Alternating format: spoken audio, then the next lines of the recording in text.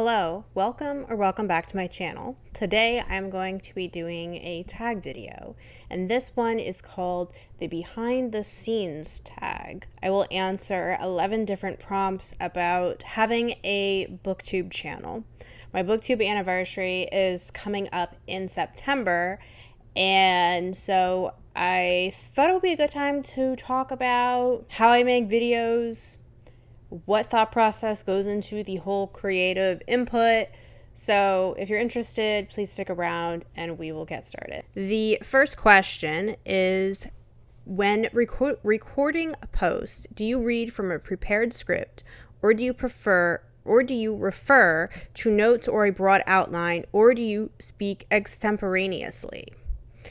So I don't have a detailed script, but I do have to prepare some sort of broad outline, specifically when I am doing my monthly wrap-ups, just because I tend to do slightly more in-depth book reviews, and there's no way that I can fully remember off the top of my head the details, the plot, the themes, how exactly I felt about a book when I've read like 10 different books that month. Is just not possible. So I do have a broad outline.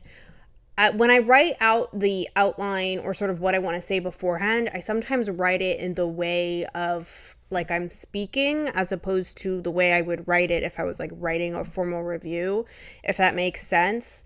I'm not great speaking off the top of my head, although I have. If they are books that I read fairly recently, like I finished a week ago or so, then I can usually talk off the top of my head, but generally there are some kind of notes, but sometimes I do just wing it off the top of my head. Question 2, do you edit before you post, deleting hems and haws, misspeaks, mispronunciations, and other common public speaking foibles? Yes, I try to, although it's funny when you're editing yourself, you will realize the certain phrases that you repeatedly say, and I constantly say like, which I think a lot of women from my age range do. I constantly say and I say a lot. And so I try to edit these out when I'm editing, but I can't edit all of them because at some point it's going to start to look kind of choppy. So I kind of have to pick my battles as to what I'm editing out. But yes, I swear my very first booktube video, I said like so many times. I also was that one had no script. I was just kind of riffing off the top of my head. So yes, I try to get rid of the ums and likes, but not always. Do you remove things you don't mean to say, or off-topic thoughts or comments you think might be misunderstood? I will remove things if they are, I feel like they are going off topic and it's too rambly and not related, and the video's just getting too long and I've spent too much time on the book. Not necessarily things that might be misunderstood. I don't think I do that necessarily. I don't necessarily do that. Question 3. Have you ever edited a post after posting? Have you ever deleted an entire post? YouTube doesn't make it easy to really edit. I haven't actually at all used YouTube's editing tools. So I can't say that I deleted an entire post. I have. And the reason for that was one of my earlier videos, I think it was my booktube newbie tag, I accidentally, or I didn't know what this meant, I clicked the premiere video, and then that really annoying countdown comes up, 30-second countdown with weird music and graphics, and I was so embarrassed by that I quickly deleted the video and re-uploaded it without the premiere. I also had to recently delete and re-upload a file because I didn't look at the file when I exported it from iMovie. There was this weird, for like a second, there was like an inversion of like a gray, things were like a grayscale. I don't know why it does that. So yeah, that just bothered me. I deleted it and re-exported it and re-uploaded it. I hate that you can't like, oh, there it is again. I hate that you can't keep the same URL and upload a new file. You have to delete the entire thing. That bothers me. But So yes, in a long roundabout way, I have done both of those things. Question 4. Are there certain topics you avoid, things you regard as too personal or too controversial? Well, definitely too personal. I don't try to talk too much about myself on this channel. That's not what this channel is for. It's not a personal vlog channel. So maybe if I hit a certain number of subscribers, I will do a Q&A, but that's not really something I think is going to happen anytime soon. Or do I avoid things? Part of this question says, do you avoid things that are too controversial? No, I don't think I avoid things that are too controversial, because I've talked about a lot of controversial topics on this channel in regards to the books I read. And it's not that I'm seeking those out necessarily for this channel. It's just what I would like to read. And so I'm reviewing them. And I do talk about a lot of dark, heavy topics. People in my life have said that to me who've watched this channel. You know who you are. People in the booktube community have mentioned that, and not in a negative way. They've just said I've talked about controversial topics such as Palestine, feminism, capitalism versus socialism, racism, LGBT people. I guess all those topics are controversial, even though they really shouldn't be, but I like to read some sort of heavier stuff. So no, there's nothing really that is too controversial or off limits for this channel, because that's just the nature of my reading. Question number 5. Do your posts contain graphics, special lighting, music, fast cuts, or other design elements? No, we're not that high tech yet. My editing software is iMovie. It was built in on my MacBook Air, which is from 2016. So that's what we're working with. I mean, hey, it gets the job done, but iMovie from almost a decade ago does not really have a lot of great effects. You can do sound effects. I know you can add music, but I haven't really figured out how to balance my audio over music as the background. I'm not, I would love to do cool mood lighting, like how they do it on BreadTube, when BreadTube was a thing with the bisexual lighting.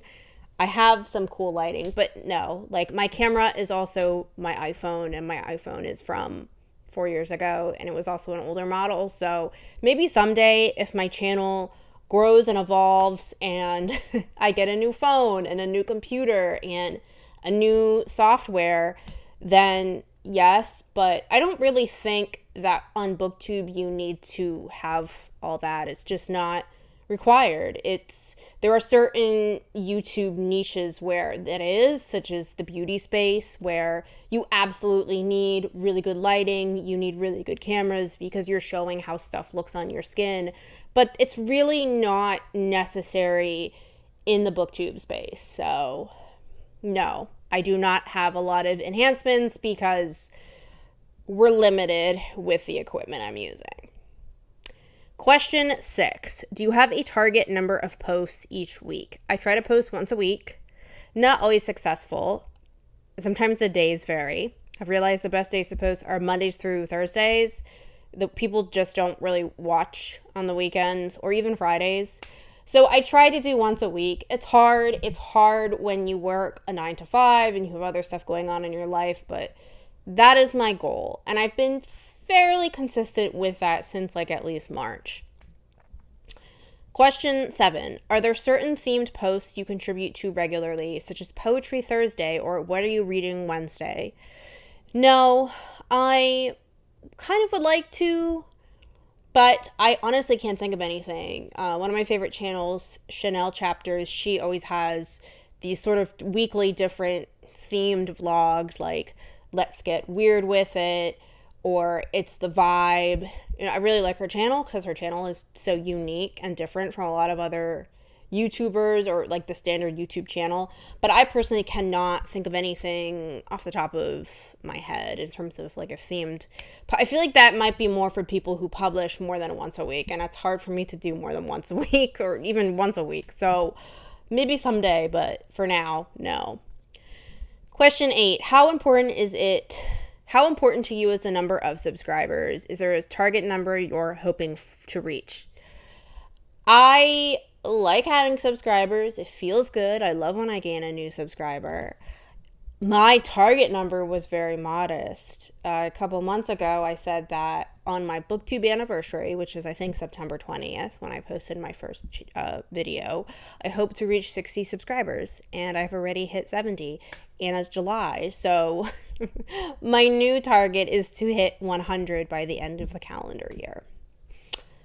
If you don't hit your target, would you consider dropping out of booktube? No, I think the reason I would drop out of booktube is just that I would get sick of it and burnt out and lose interest, as that does happen a lot with certain kinds of creative hobbies.